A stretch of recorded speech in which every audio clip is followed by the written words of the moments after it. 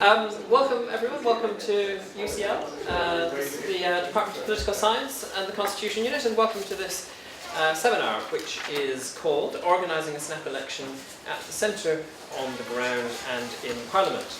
I'm Alan Rennick from the Constitution Unit, and I'll be chairing this seminar. So there were many things that were noteworthy about the 2017 election. One of them was that this was the first really early election, the first election before 4-ish years since the previous one, since 1974. And indeed it was an election that caught most of us by surprise. Very few people saw it coming. And our political system has changed a great deal since we last had a snap election like this. So way back in 1974, there was no Electoral Commission. Regulation of national campaigning didn't happen. There was no monitoring of the nation's political parties. Since that time, equally, processes of electoral registration have been transformed. And of course, we've got the Fixed Term Parliaments Act, which created perhaps a false sense that it's possible to plan ahead for these things. And in Parliament as well, the modern select committee system didn't exist back in 1974, whereas now there's a great deal of ongoing work taking place in select committees that suddenly is stopped by an election. So a great deal has changed since we last did a snap election, and it's therefore worth thinking about just how elections such as these fit into our political system. And we have an ideal set of speakers here in order to help us do that. So I'll introduce them in the order in which they will speak. So giving us a parliamentary perspective upon these issues is Paul Evans, who has been working for the House of Commons since 1981. So even he hasn't seen a snap election. He's now clerk of the committees, which means that he's responsible for managing the committee system in the House of Commons. And he's also a Constitution Unit honorary fellow. To Paul's right is Simon James, who is a civil servant who heads the elections division within the Constitution Group at the Cabinet Office. So he's responsible for implementing government policies on matters to do with elections and referendums, and of course also has a close-up view of how Whitehall as a whole was impacted by this election.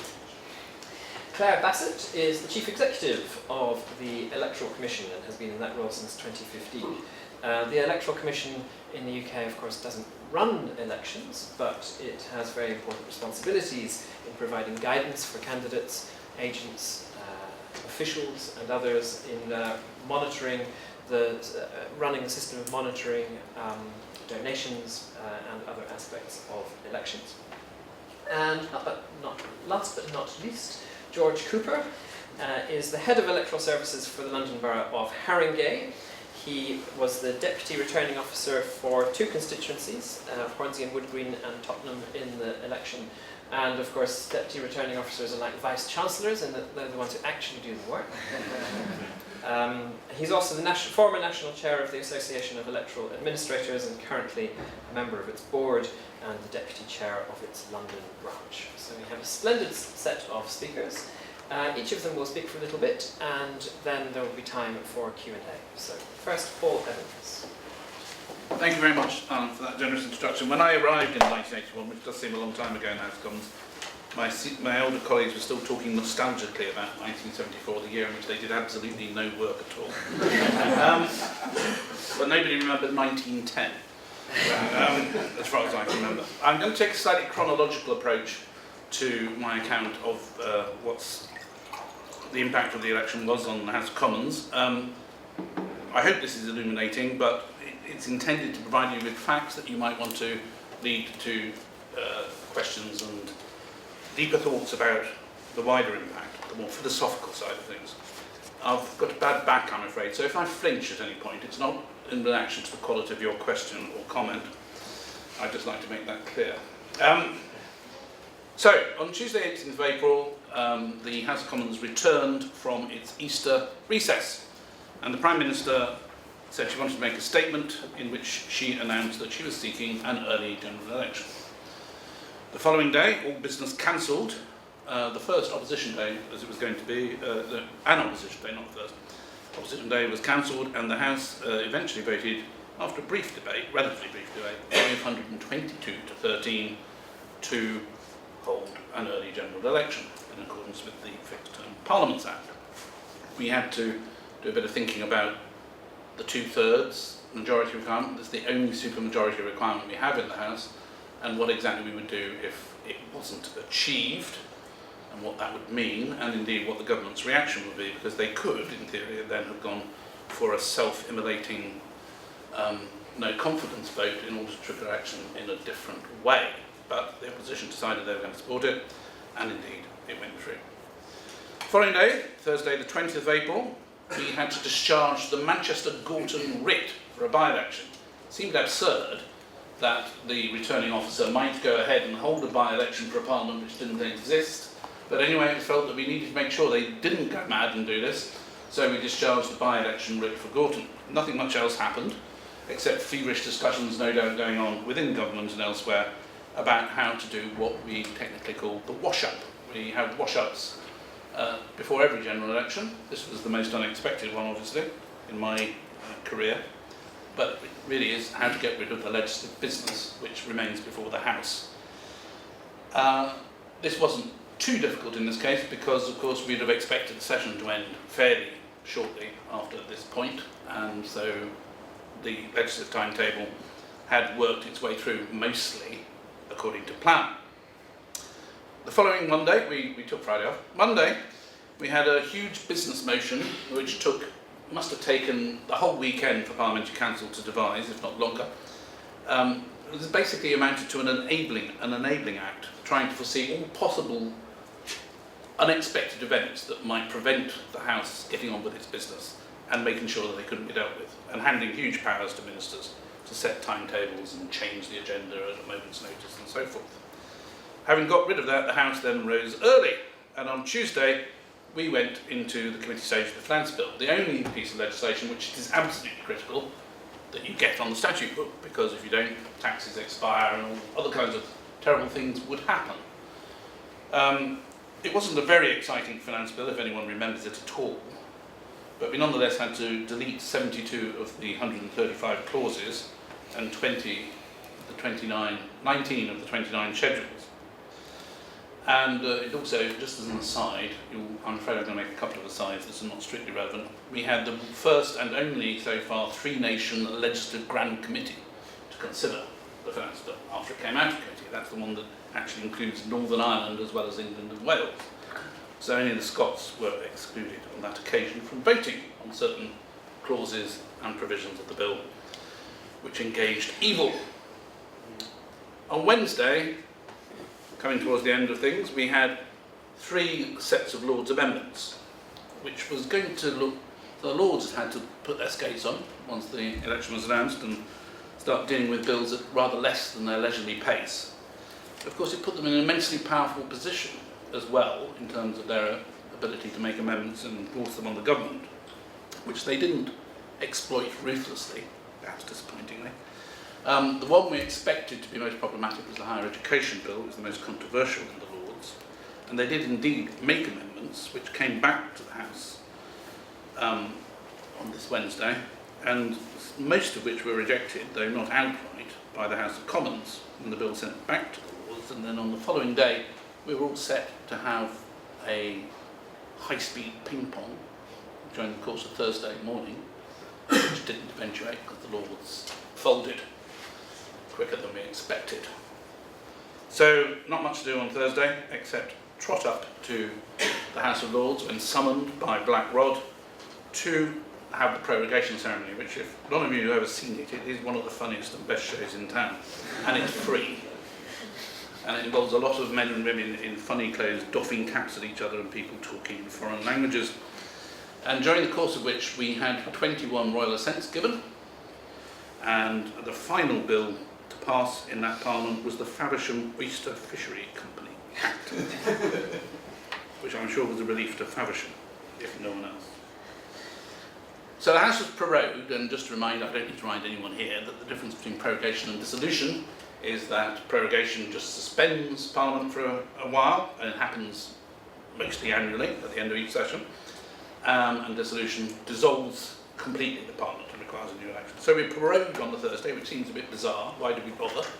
We knew that the Prime Minister had asked the Queen to dissolve Parliament on the following Tuesday, but we did anyway. And on the Tuesday we were dissolved automatically. Well, not automatically, there is a sort of prorogation. In the good old days of the royal prerogative, the Queen had to issue a proclamation. Under the FTPA, normally that isn't required, but on this occasion the Prime Minister does have to ask the Queen to make a date on which Parliament is dissolved. And so she did on the Tuesday. At which point we go into the electoral timetable, which you're going to hear much more about. Of course, the interesting thing about this electoral timetable, which nearly tripped me up in 2015, is that in 2013 we amended the electoral timetable from 17 days from dissolution to polling day to 25 at the request of a number. It had been going around for ages, this idea that we needed more time to organise things, get postal votes sorted, etc., etc., etc. But under the coalition, the coalition partners, the Liberal Democrats, had sort of pushed this, and the Political and Constitutional Reform Committee, as then existed, had endorsed it in pre-legislative scrutiny. So we ended up with an extra week and a bit in the electoral campaign in order to organise things better. It's an interesting question whether, if there had been a week shorter, the election result would have been different. Fortunately, nobody knows the answer. But it also means that we were pushing further up against the summer recess anticipation by the time the House was elected. During that time we were doing a lot of thinking about hung parliaments, as ever, since this is a familiar theory about how we would deal with a situation in which there was no government. And one of the ideas that comes around constantly is, should the House have an opportunity before the Queen's speech to elect the Prime Minister? Something we can discuss. Okay, we returned on Tuesday the 13th of June for the Speaker's election, swearing in, which takes 2 days, and that's an enormous organisational thing. But behind that, the ceremony of swearing in is just the surface of us trying to induct all these new members and into the House and get them sorted out with their allowances, their staff and so on. It's a massive operation that goes on, which is very complicated and which we obviously had to set up at very short notice. But we had a month and we were basically replicating what we'd done in 2015, and it worked very well. The other thing that was odd was that it had been sort of decided that we would have 2 weeks between the day on which Parliament was, between polling day and the day Parliament assembled. And on this occasion, I think probably because everybody thought it would be business as usual, it was not given 2 weeks, we were only given a week, which was probably the wrong idea in some ways. So we had the Queen's speech on the 21st of June, a week after the Parliament had assembled. Just a little aside again, 11 amendments to the Queen's speech were on the paper on the last day. The Speaker has the power to select 3. Some of you may remember the very controversial occasion on which the Speaker in 2012 selected an amendment relating to a referendum on Europe. I don't know what happened, but he did anyway, and it wasn't an official opposition or a third party motion. On this occasion, he was even more adventurous, and selected an amendment by Labour backbenchers on abortion in Northern Ireland, led by Stella Creasy, and another one by Chuka and Munna, which is a cross-party one on the single market. So the minor parties didn't exactly get a look in anywhere, which was quite unusual. And I think I only tell you that anecdote in a way to emphasise that we found ourselves very suddenly in a very different political situation of a minority government, which none of us could remember having had to cope with before, although I was there in 95-97 when I had the most fun I've ever had in the House of Commons, really. And then we have a lot of elections to think about, deputy speakers, select committee chairs and so on. That involves, it took a bit of a while to sort out we'd have to do a lot of maths behind the scene and the allocation of chairs to parties, and then the parties have to argue in smoke-filled rooms about which particular chairs they get within our mathematical formula, which we give the Speaker to determine. The end result was that the chairs were elected on the 12th of July, but in fact the members weren't elected to most committees until September, and the final nominations to committees were on the 30th of October. So the last Select Committee met on the day of prorogation, on the 27th of April. The last Select Committee meeting was, they couldn't meet between prorogation and dissolution, funnily enough. And the first of the new Parliament was on the 12th of September, which those of you who are quick with your maths will know is 21 weeks without any Select Committees. And I could talk much longer and maybe have an opportunity to do about what we do about that and the impact of that, particularly on scrutiny. The reason I haven't elaborated is because, I think it's very obvious to you what the impact on scrutiny is. There isn't any scrutiny, that is. But there's a profound impact, and it is quite, getting things restarted is much more complicated than you think. But we finally got the liaison committee appointed on the 6th of November, which may mean that we can start thinking about scrutiny in a more rounded and thoroughgoing way than we have. But we've had lots of excitement nonetheless with the motion for a return and all the other things which I'm happy to talk about as well. These are things about having minority government rather than having a snap election, so I won't dwell on them here.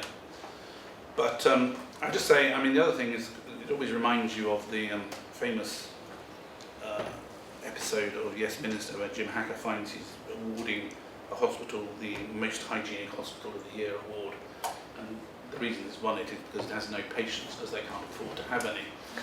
And I have to say that running a House of Commons without no members is fantastically much easier and more efficient than doing it normally. And so we all enjoy the period.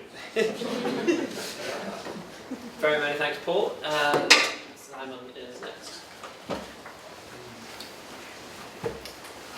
Great, thank you very much, Paul. Very interested to hear about it from your perspective, and hopefully I can add to that, and this will be part of a procession as we get increasingly towards people who actually do all the heavy lifting at the end with George. But I can give you my perspective from the Cabinet Office, Head of Elections Division, Constitution Group.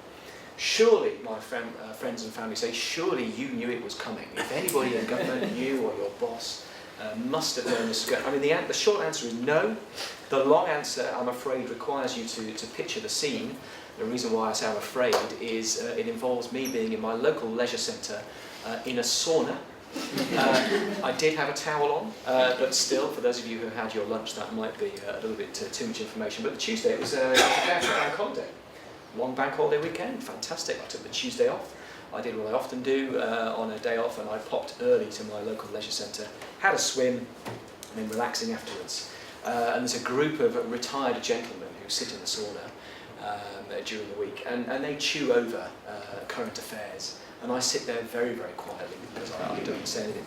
And they were talking about Brexit, they were talking about all sorts. And then one of them said, and now they say she's going to call an early general election.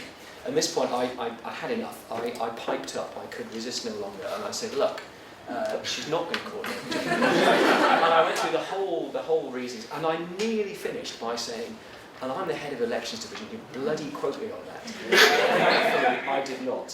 So anyway, an hour later, I was sat frantically checking my Twitter feed, and 2 hours after that, I was in the office. So it is true. My Director General, who effectively is our sort of permanent secretary here because of the way we're set up, knew at the moment the Cabinet meeting started, so that was all of the heads up that we had in government. So I'm going to talk about the three things basically that we did.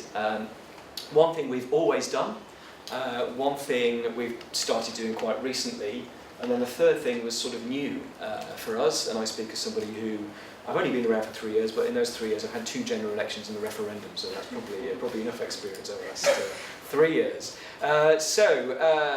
What have we always done? Well, the government actually has to do very few things to enable an election to happen. Loads of stuff has to happen in Parliament, Electoral Commission, administrators, all sorts, but government itself has to do very, very few things. The one thing it does have to do, which is very, very important, basically involves releasing an awful lot of money into the system to allow the general election to happen. I often ask new members of the team, how much do you think a general election costs?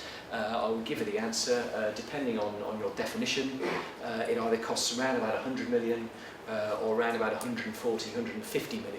If you include that latter figure, 30 or 40 million includes money to provide the free mailings that you will get through your door, candidate addresses. But there's 100 million there, which is effectively the conduct of the poll. There's a very important constitutional point here, that when George and his colleagues are booking church halls and paying their staff, they are doing that not with local authority resource, they're doing that with money direct from the consolidated fund. So we have to release that money, and we do that through a statutory instrument. So those are a lot of individual calculations. We don't just throw money into the system, we try and work out how much individual returning officer is allowed. But there's a very interesting link with history here. I mean, if you go back 300 or 400 years, the king would summon the local sheriff, he would give him a bag of gold, get the sheriff on his horse and say, return me a member of parliament. And effectively, that's basically the system we have today.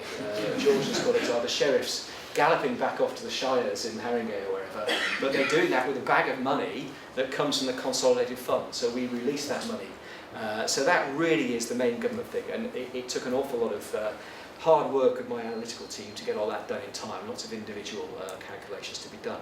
So once we've done that, we've basically done what we had to do. But then the other thing, the second thing I wanted to talk about was something which we started doing recently. Government now does control one rather important part of the process. It's not to do with election day, it is instead to do with registration. So registration, as you know, is still entirely a function of local authorities through the Electoral Registration Officer. But the government has provided a vitally important, these days, part of the system, which is the Register to Vote website. Now, without going into too much detail, the Register to Vote website does not register to you to vote. It's effectively, it checks your identity and then it passes your checked application off to the local authority.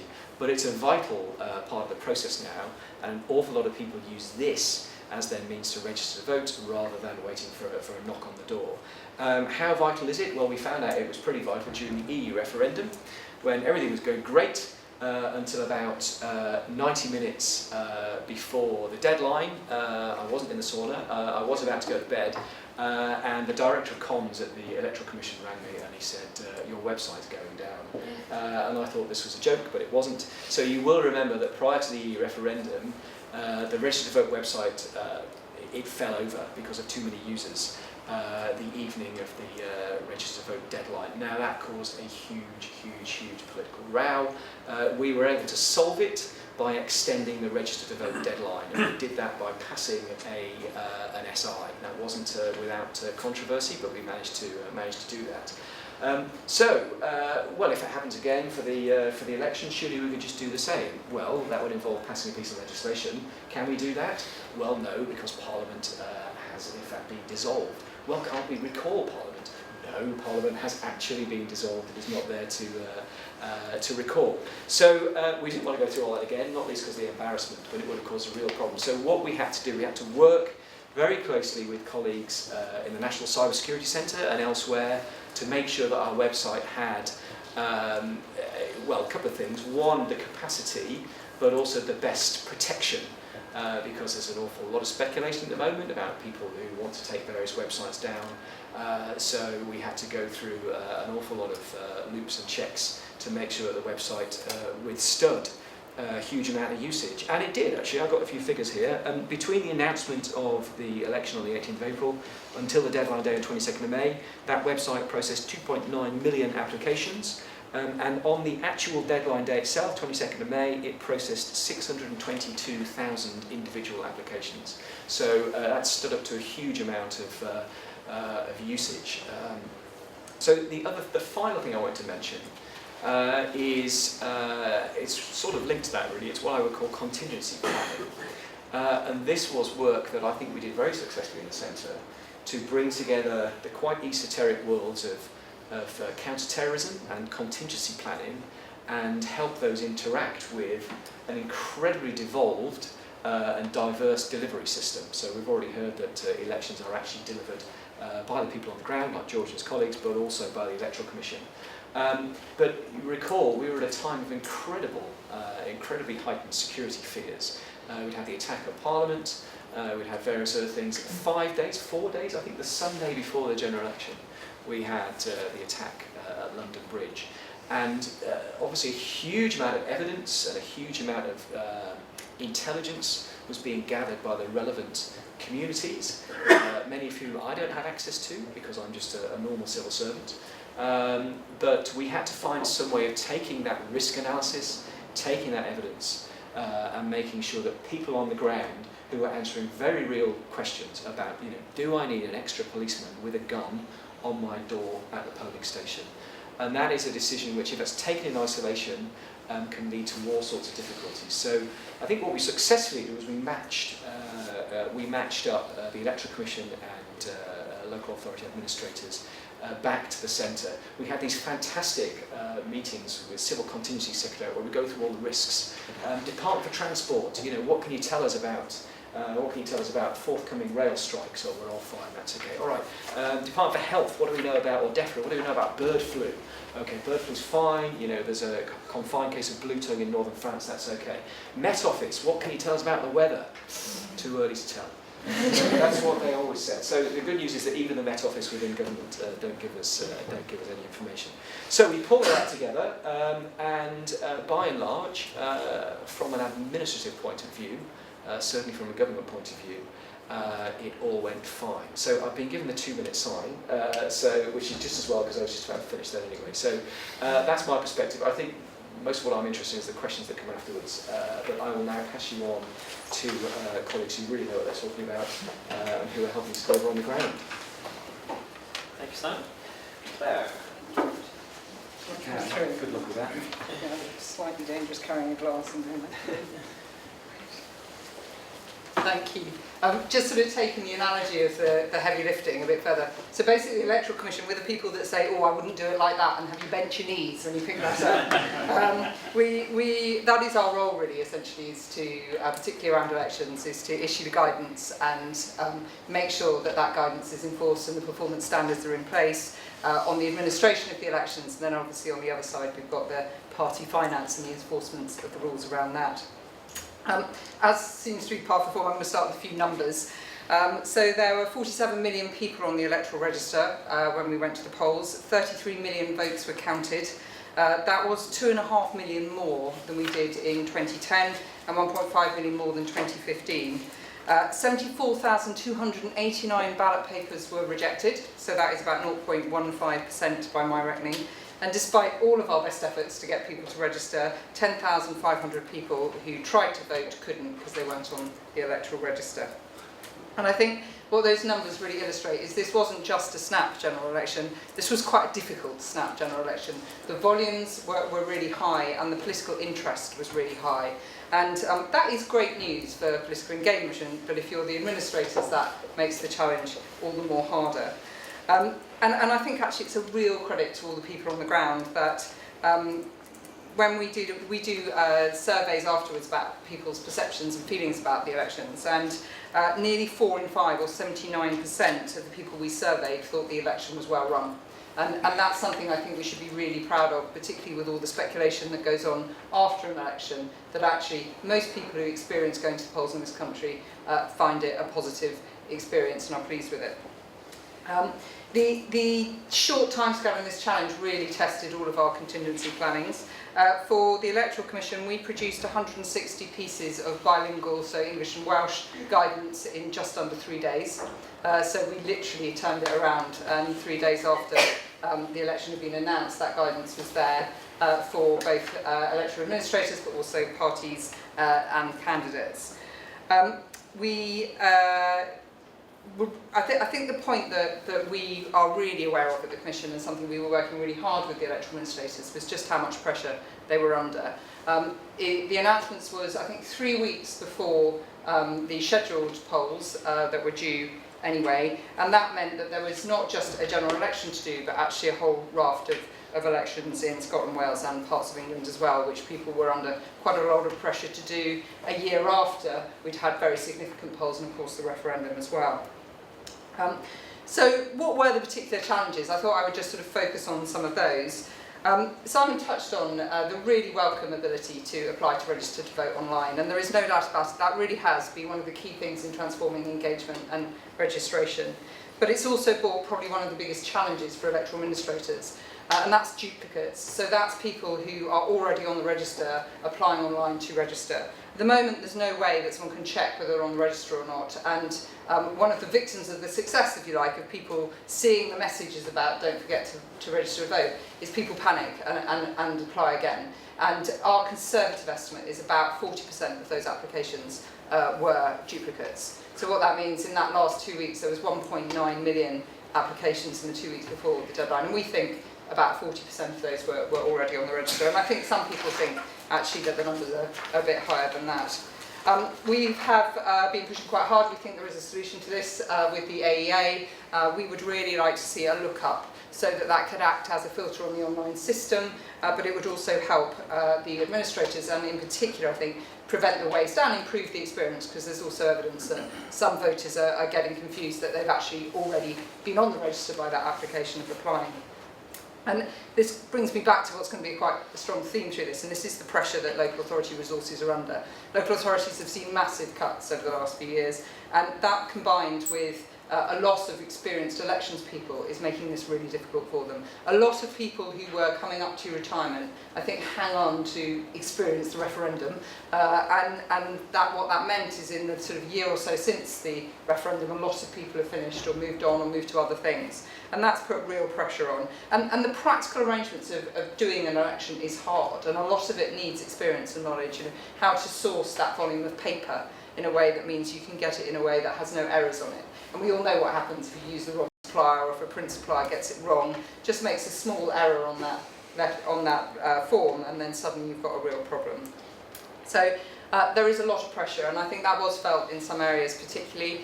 We know that there were problems in Plymouth and Newcastle-under-Lyme.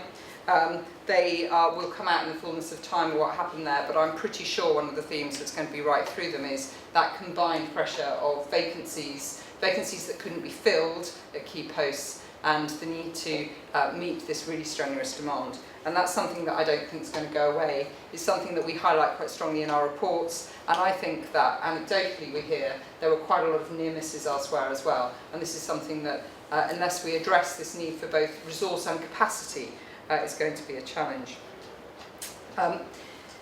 Simon touched on the cyber threat, and I just sort of thought I would share cyber and physical threat, and actually summed it up very well. It was, in my sort of experience running, it was unprecedented. The combination of the cyber threat with WannaCry in the run-up to it, of nation-state phishing, that sort of thing going on, and a very heightened awareness about the cyber threat for particularly local authorities, who felt much the same as Simon does in Cabinet Office about the registration process.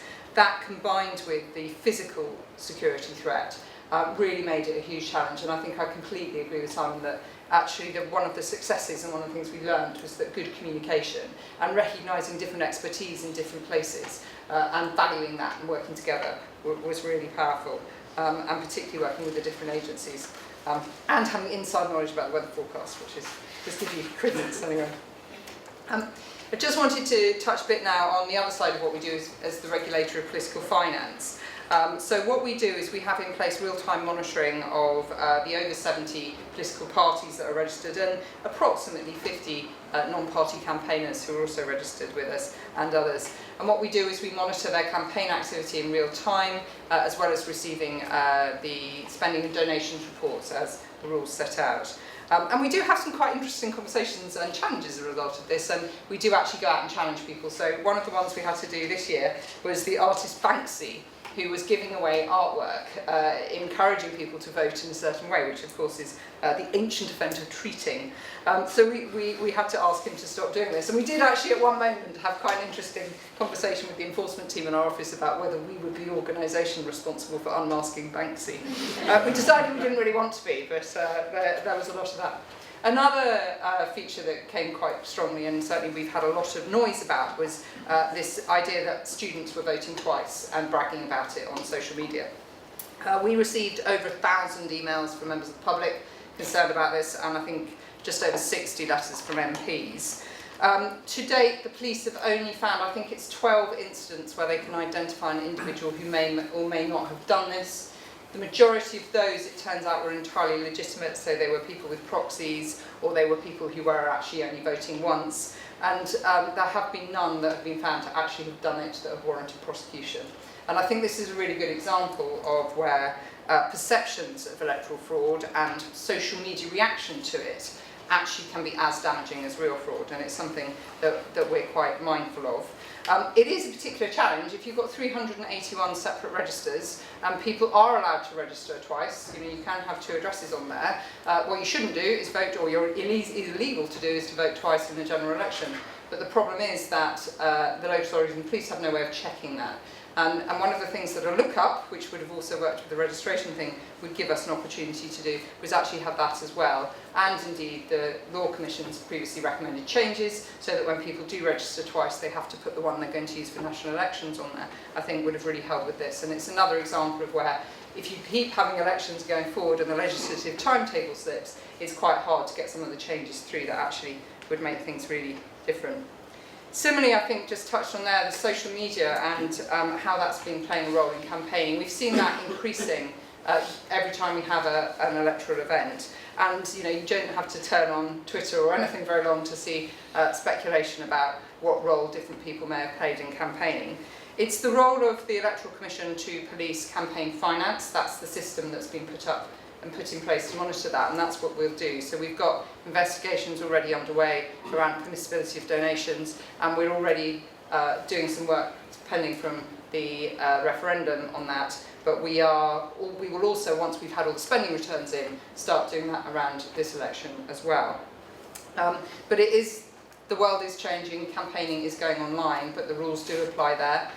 We have a number of changes we would like to see, not least imprints on digital campaigning, so you can see where a tweet or where a Facebook post has come from, and also more detailed reporting by campaigners about how they're spending money in this area.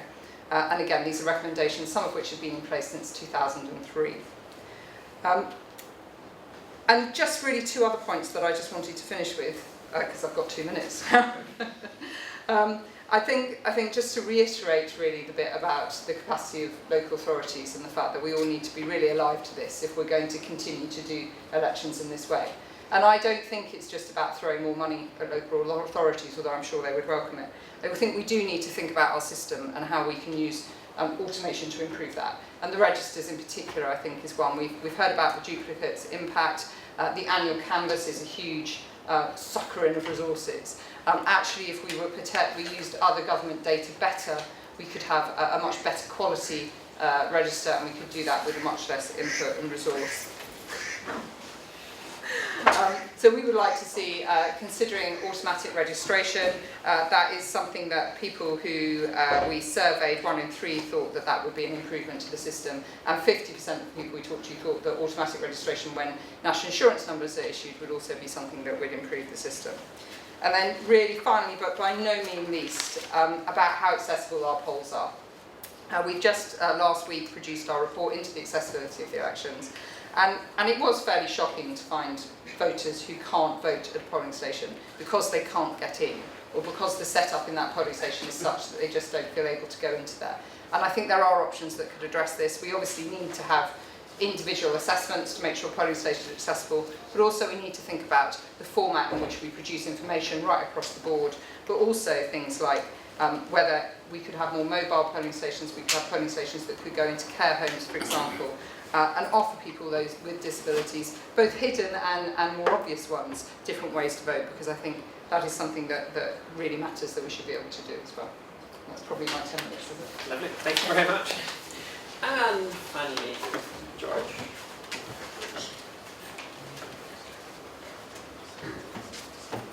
Right, well, it's great going last because you can say, I agree with everything that's been said. And I do, and I'm very grateful for the comments that have been made. My experience was not entirely the same as that of other colleagues outside London. This was a very unusual year for me. It was a fallow electoral year. We did not have local elections in London. The thing I was expecting to do was the Highgate neighbourhood planning referendum, and that was it for a polling day. But if there's one theme that I think is clear from all of the speeches you've heard so far, it's this. Life is what happens to you when you're making other plans, as I think John Lennon said. My experience was a little bit like Simon's. I was actually still on holiday for Easter. I was recovering from a boat trip on the ferry back from Ireland. When I heard the news, I was having a coffee and a shortbread, and I thought, I'll turn on my iPad and see if there's any news. It was 5 to 11 on April the 17th, and this thing came out. Breaking news, Prime Minister to make statement. And I knew then what it was going to be all about. My partner works for another local authority in Cambridgeshire. She's on the same floor as the elections manager up there. She said there was a moment at 11 o'clock when she heard something like a brick hit the window, and there's some kerfuffle in the elections team. It was, as Claire said, D-12 for them. It was their maximum day of registration. And from a practical point of view, to some extent, when they calmed down, that's a bit of an advantage, because a lot of people have had poll cards and they've sort of registered and they're getting ready for the local elections. And I'd like to think that they had an advantage that we didn't necessarily have in London, where we have very high turnover of voters, and to some extent we're starting again, because what we've discovered under rolling registration and online registration is that it's elections that create registration. This is where we get our voters back. This is where we sort of fight back from the huge sort of turnover that we have. Typically my register will change by about 20% in the course of 12 months, and they tend to turn up round about April or May when they think that there is going to be an election. So there I was with my shortbread and my coffee. The shortbread's all gone soggy because I've dropped it. And the next thing that happens is I get a phone call on my mobile from Zena Etheridge, who's our Chief Executive and Returning Officer. The way we run it in Haringey is we have a programme plan, we have a template. It's usually 15 to 17 points depending on the type of election you've got. We work through that. There are people who already know what their job is going to be in this sort of situation happening. It was a surprise. It wasn't a complete surprise. Zena and I had a discussion back in March when we sort of said, don't go anywhere in the first week of June just in case. I sort of thought the moment had passed. That's why I sort of went off to Ireland, and I was very glad that I came back when I did. I'll come back to Ireland. There's something that they have that I envy, but before I do that, I'd like to just take you through a few points of our programme plan so you can see how we deal with it. The 15 to 17 points are work streams. Somebody's responsible for each one, usually me. The first one is finance. I would say, because finance obviously can't do anything unless we pay for it. If you want democracy, you have to pay for it. The thing I would say on finance is it is a lot of money, yes, but even with all of the costs of the sort of free political leaflets and so forth, it's still less than one single middling Premier League football club receives in television broadcasting rights for one season. And if you put it into that context, and you're not a big football man, as I'm not, I think we get our democracy pretty cheap. So there you are. My share of it, I'm very grateful for the bag of gold that Simon will bring me. I'd quite like it to be a bag of gold. When I get that bag of gold, it will buy the equivalent of 7 minutes of a Spurs match. So, there you are. If you're a big Spurs fan, of course, you'll think, well, do you know what time's kick-off? I'd rather... But, I do think we get our democracy cheap. The second work stream is timetabling and Electoral Commission compliance. This is going through the nominations process, making sure that all of the proper notices are put up at the right time, in the right place, that we're meeting all the deadlines, and that what we do is informed very specifically by the Electoral Commission's guidance. The next work stream is register maintenance, because registration effectively now goes on right up to the election. Registration has been, online registration I think has been an enormous success. It's very popular in Haringey. We get more online activity than we would in Silicon Fen up in Cambridgeshire. It's been a triumph. It was a fraught process getting there. It wasn't easy, but it was worth it. The disadvantage to it is the duplicates issue, because this is my team of half a dozen people sitting working till midnight, going through the duplicates. It's an important issue for me because I'm George Cooper, so is my father. We were both registered years ago at the same house. We have no middle names. We like to keep things simple. There are real dangers in not going through all of the duplicates in great detail. And the big reputational problem that we may face in the future is not dealing with this. Now, I said I'd come back briefly to Ireland, and I will. The one thing that they've got that I admire is an online lookup facility. It really works. You can't just look up anyone. You have to know who you're looking for. It's only really there for you to check yourself. And it works very well. They have a very different theory of electoral registration data over there, because you can't register online yet. Dublin City Council are going to roll out a programme to do that. When they have got online registration and online checking, then we are going to be behind the curve. So it's something we do need to pay attention to in due course. The next work stream is polling stations, booking the stations. One of the most difficult tasks, because they are largely in private hands. You are having a negotiation with private providers who know that they've got you over a barrel, and we have some very interesting brinkmanship type negotiations with how much they want for a polling station, because I might be down to me last half sovereign. That's one of the more fraught processes. Staffing. Also quite challenging. We have to find 550 people in Haringey to fulfil all of the various roles. I have to find out we recruit a couple of people from what we call our TA units, Territorial Army Unit. We have people trained in other parts of the authority, just 2 or 3, who understand the register and understand elections processes, and we steal them from their units to come and help us in an election. You have to find ways of squaring the circle, because you can't all work to midnight, every Saturday. You have to try and square this circle. But we also have to find 550 people to be presiding officers, poll clerks, count assistants. For many district councils running elections, this is more people than they employ. They get into their entire council and they still have to get people in.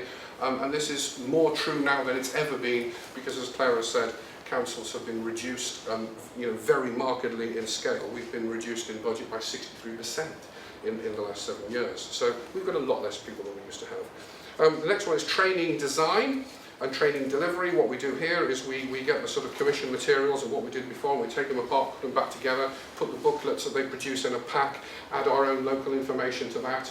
And that's quite a big work stream for us, because, of course, as the returning officer of Winchester, David Cowans used to say, the thing about presiding officers is any single one of them can kill you. And so we follow the EC guidance. We never train more than 30 people at a time. But that's quite a big commitment when you've got 102 presiding officers and 105 poll clerks. You've got to get them all in units of a 30. But it's worth the investment in time to make sure that they know what they're doing. Next one is poll and postal cards. Thank you. I've got 2 minutes to do another 3 weeks of elections, so we're fine. Getting the cards out on time and making sure that everybody's got the right cards in the right place, no small task. The heavy lifting is a literal point. We had 9 pallets of paper to shift, poll cards, postal votes, envelopes, 9 pallets in total. They come in sort of trucks of up to 26 tonnes. We do tend to lift them ourselves, because nobody else is going to do it. There's a work stream for organising postal votes with a sub-plan. When I came into this business, we used to issue around 1,000 postal votes. Now it's 23,000. There is a substream for the count and what we call polling access and security. Again, you've heard that we have to put more attention and resource into security than we have ever done before. There is a communications work stream, what we call the whack-a-mole approach, because, of course, we do live in this age of social media, and we are dealing increasingly with what Hillary Clinton, I think, has rightly called nihilistic opportunists, who are not necessarily raising legitimate concerns, but trying to knock over the whole process. And you have to deal with that, as well as the relevant, fair communications with the most important stakeholders, the voters, and making sure that they're getting all of the information that they deserve. And then the final work stream is about expenses and clear-up, because it still goes on afterwards. And we're just about to submit our claim to Simon, which I'll be very pleased to hear, and hopefully he'll give us the bag of gold. And then we'll see that as a moment when we hold all the expenses of the candidates and so forth, and then we hope to recover and start planning for May the 3rd next year, when we have local elections, and hope that it's a standalone local poll and not a combined parliamentary election. Thanks. Thank you very much. Impressive piece of speeding up at the end. That was quite something. Right, we have 20, 25 minutes, something like that, for questions. So.